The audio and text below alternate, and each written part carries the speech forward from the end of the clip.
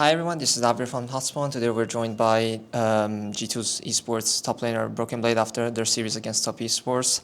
First of all, I'm sorry that you guys weren't able to take the win. Can you kind of walk me through how did you guys prepare for this match? Because obviously you already played against them once in the Swiss stage, so did anything change? Did you look up something in particular? We looked at how they play. I think they are one of the most aggressive teams in the tournament. For us, it was kind of similar to how Fnatic plays, but just a lot better in a way. So we wanted to see what we can do, like what we have to do in order to, be ready for the place.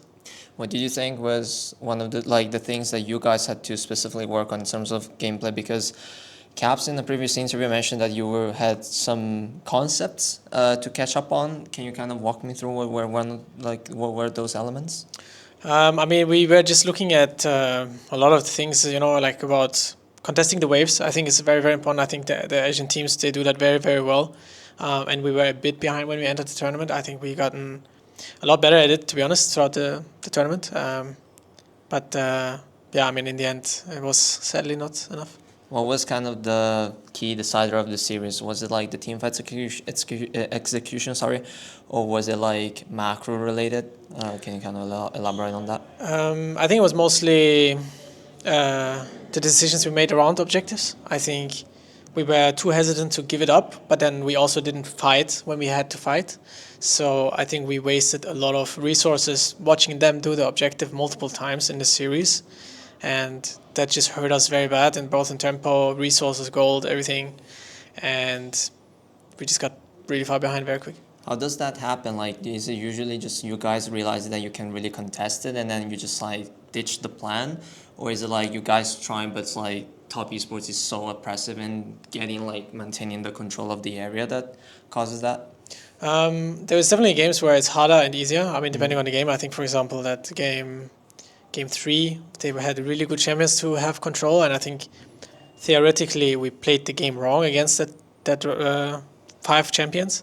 I think if you were to play the game again, I would highly look to go to the other side when there's an objective, because they are just very oppressive, because they just keep poking us, and I think we really wanted to win the fights.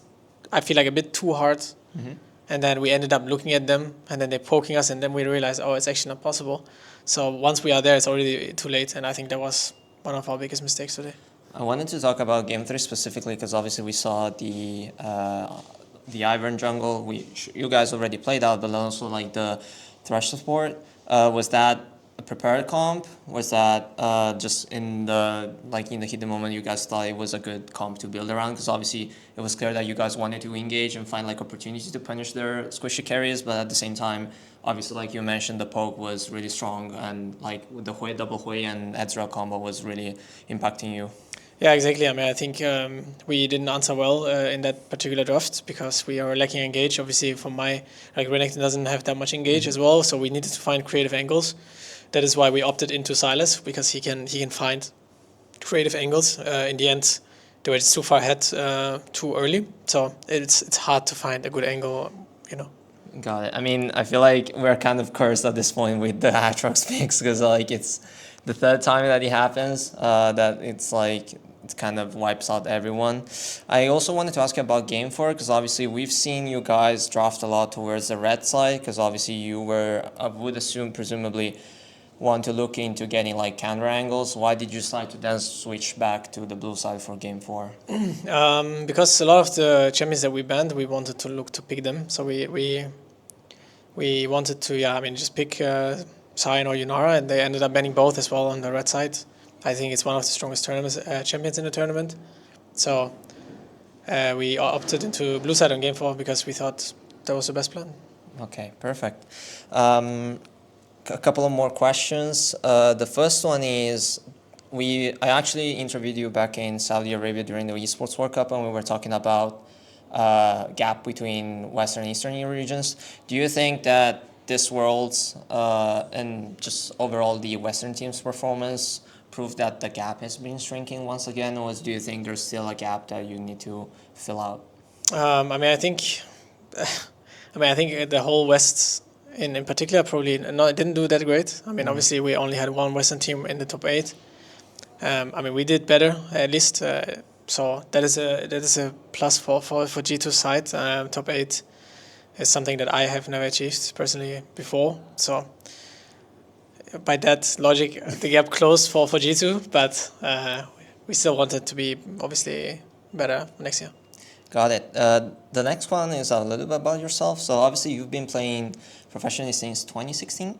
I kind of wanted to ask you, like, what is the thing that drives you forward to like playing competitively every day after like basically a decade? I mean, it's winning, you know. Like lifting the trophy, it feels like a reward you get for all the work you put in as a player, and I also like the feeling of being better than my opponent. So I think those two things, they drive me very hard, you know. So I feel like that's one thing that top laners all do, like this wanting to destroy their opponent. yeah. About that, I wanted to ask you, like, obviously it doesn't feel good to be out now, but is there anything particular, like any highlight moment that you would like to maintain or like cherish that you had at this Worlds? Yeah, I mean, I think it's a journey we've had with my team. I think we went through a lot of struggles throughout the year, and I think Worlds in particular was probably the smoothest event we've been to in terms of attitude, effort, everything. I feel like went good, you know. A lot of teams struggle mentally at Worlds because there's a lot of pressure. And for me, I'm very proud of my team, of how we handle Worlds. Based on like how the mood was and everything, this was probably the best Worlds I've played. So. Oh, really? Okay. I kind of also wanted to ask you about other teams. So we have T1AL next. I need a prediction on that. And then also, if you can name a team that you think will win it all. I mean, T1, you can never count out T1, I feel like, even if AL is looking strong. So I'm going to have to go with T1 here. And as Can you give me a score? I think it's going to be dirty, and it's going to be like a 3-2. Okay. I'm positive of that. As for who wins the tournament, I think it's probably time for Gen.G to finally win it. Okay. I think they've been so good throughout the year. I think if they wouldn't win it, that would be an upset, to be honest, with how good they have been playing throughout the year. So, I mean, what do you think about KT? Because obviously, like, KT has actually been insanely, kind of would say, not like lucky, but like they went undefeated against teams that they deserve to win, but at the same time, we're not sure like how they really will show up against like a top team like Gen.G. So what do you think about KT? I think KT is good, obviously. Yeah, I don't think they're better than like TES, Gen.G, Okay. T1. I do think they're good though. So they might be able to take a crazy upset on a team. So, but we will see. To be honest, I'm excited to watch the game. So. Got it. Now you're obviously going to the off season, the break. Obviously, G2 usually works with bi-yearly rosters. Let's put it that way.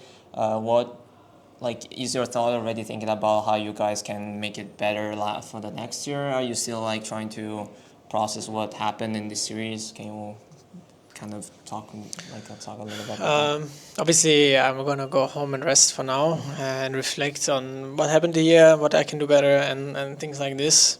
So I'm not thinking about the future at all, to be honest. So. Okay.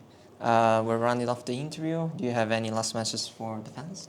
Thank you guys for supporting us as well. It's been a joy to play this year in China, and hopefully we will see you next year again. Perfect. Thank you a lot, Bibi, and good luck with hopefully next year, and hopefully we'll see G2 and EU back on top. Thank you a lot. Thank you.